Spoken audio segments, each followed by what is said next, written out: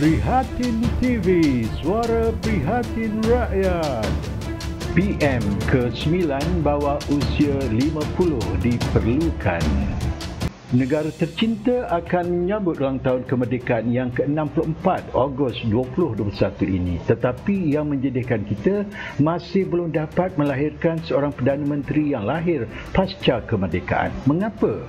Bahasa mudah untuk kefahaman orang muda ialah semua 8 PM yang kita pernah ada lahir sebelum tahun 1957. Bangkitlah orang-orang muda rakyat Malaysia. Apakah kita harus bergantung kepada orang-orang lama pra-merdeka yang banyak sangat sejarah dendam politik berabad-abad, dan mari kita terus ke hadapan dengan buka lembaran baharu, apatah lagi majoriti rakyat Malaysia kini lahir zaman lepas merdeka. Terlebih dahulu, mari kita buat sedikit ulang kaji di mana PTV pernah keluarkan carta usia PM-PM Malaysia sewaktu mereka mengangkat sumpah dari PM1 hingga ke PM8. PM1 Tunku Abdul Rahman Putera Al-Haj berusia 54 tahun sewaktu bergelar Perdana Menteri Malaysia. Persaraan beliau pada tahun 1971 pada usia 67 tahun dibuat kerana tidak dapat menanggung beban tekanan pasca peristiwa berdarah 13 Mei 1969. Lantas menyerahkan kuasa kepada orang yang jauh lebih muda dari beliau. Beza hampir 20 tahun untuk menyelesaikan masalah negara. Tun Razak, Perdana Menteri kedua, berusia 48 tahun. Ketika itu, satu-satunya PM yang berusia bawah 50 tahun kalau dilihat pada carta di atas.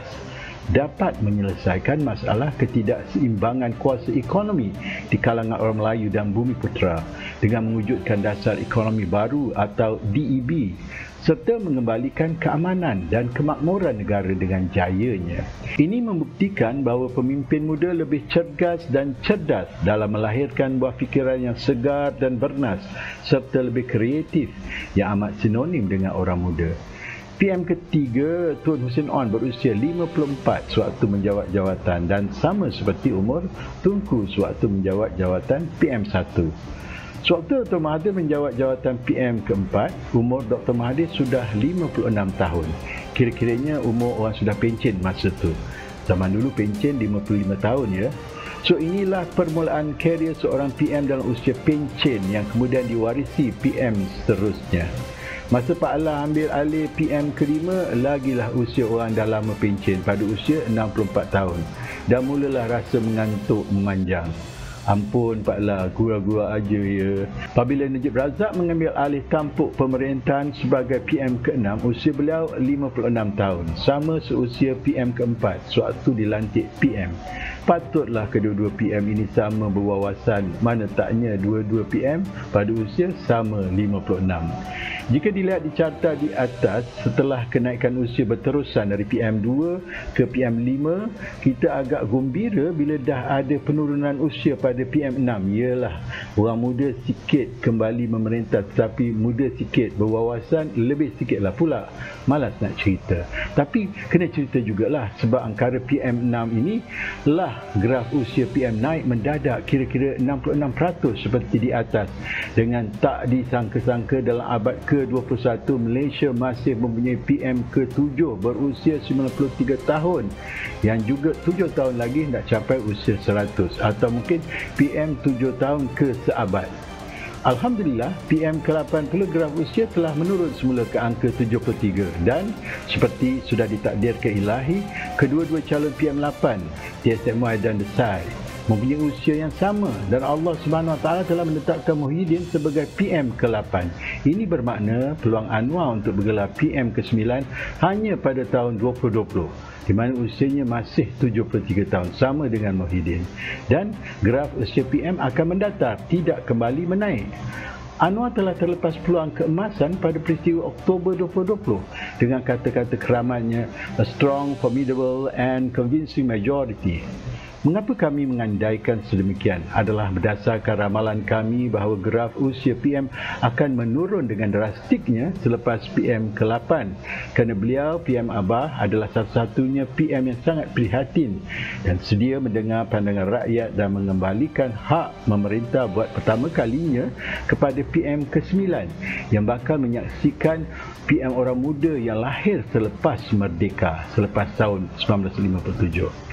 Harus ditekankan, kelompok yang lahir sebelum merdeka mungkin hanya 20% dari populasi, manakala kelompok yang lahir selepas merdeka adalah 80% dari populasi. Maka barulah adil jika kelompok majoriti diberi pula peluang memegang tampuk pemerintahan sebagai PM ke-9.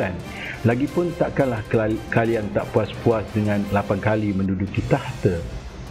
Ini membawa kita kepada persoalan, siapa yang berkelayakan sebagai PM9 pasca merdeka pada 2024 jika diandaikan PM Abah memerintah selama 5 tahun. Pada tahun 2024, PM Abah akan berusia 77 tahun, muda setahun dari Dr. M yang memerintah lama bersara usia 78 tahun dalam tahun 2003. Lagipun PM Abah akan hadkan diri hanya 5 tahun sebab bayangkanlah ketua negara iaitu Duli Yang Maha Mulia yang di-Pertuan Agong pun bertukar setiap 5 tahun. Kenapa PM tak boleh bertukar setiap 5 tahun? Lagi satu, mungkin ramai yang tak perasan, kita telah punyai 3 yang di-Pertuan Agong yang diputerakan pasca merdeka, termasuklah yang di-Pertuan Agong ke-16 hari ini diputerakan pada tahun 1959. Tak malukah anda kerana ketua negara pasca merdeka sememangnya lebih bijaksana melayani ahli-ahli politik pra-merdeka yang masih mabukkan kuasa dan berebut-rebut kerusi PM macam orang muda melayan orang-orang tua main musical chairs, berlari-lari berpusing-pusing berkejaran hanya untuk rebut satu kerusi. Kalau PTV ada kebolehan macam saudara Zunar, nescaya PTV sudah lakarkan bayangan depa main musical chairs dengan YDPA jadi pengadil baru pada muka mereka. Panjang pula bicara PTV untuk sampai ke kemuncak pencarian calon PM ke-9 yang lahir pasca merdeka ini yang boleh dipertimbangkan jawatan ini menurut pandangan 2 sen PTV. Ada 3 orang seperti berikut.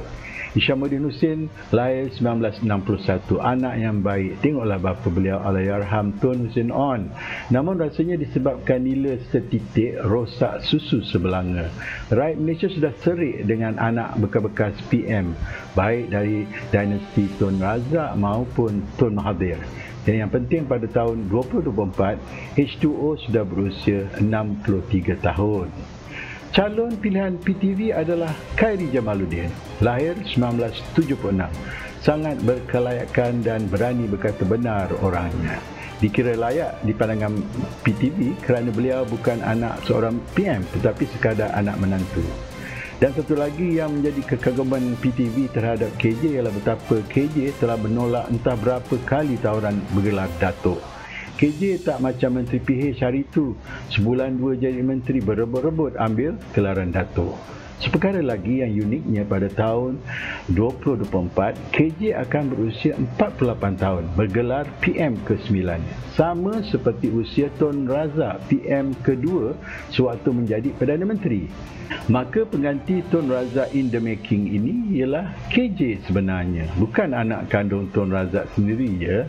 Rafizi Ramli lahir 1977. Sejujurnya dari kacamata PTV, Rafizi punya juga kaliber sebagai seorang Perdana Menteri berdasarkan ketajaman fikiran dan kemahiran analitiknya, walaupun PTV tidak mendukung perjuangan kepartiannya dan PTV memandang Rafizi sebagai seorang individu dan sememangnya layak kerana dalam tahun 2027 PRU 16 masih berusia bawah 50 tahun jika PRU 16 dibuat sebelum September 2027 sebab tarikh lahir Rafizi 14 September 1977.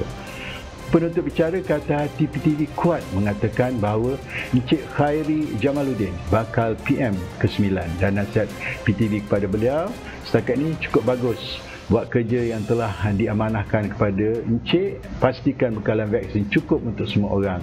Encik dilihat bekerja kuat dan dilihat tidak terlibat permainan kotor musical chairs. Jangan lupa bantu like dan subscribe Prihatin TV. Sehingga bersiaran lagi, Assalamualaikum.